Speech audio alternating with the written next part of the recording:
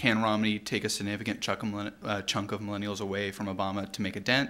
Or is Obama still going to carry millennials by such a large margin that the election hinges elsewhere?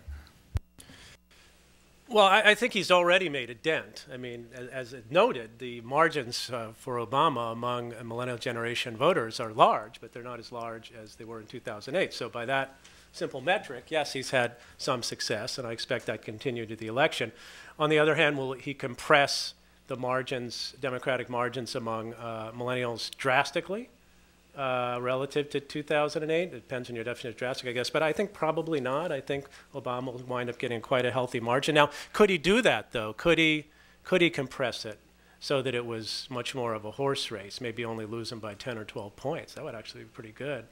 I guess I'm a little skeptical, and partly because he doesn't seem to have a plan, as far as I can figure out. I mean, I think his operatives have been quite clear when asked about this over and over again, relative to youth or relative to Hispanics or whomever. It's basically, you know, Obama's the president, Romney will fix the economy, and that's our message, you know, and everybody cares about the economy, be they Hispanic or young people or African American or whatever. So that's our message, and by God, we're sticking to it.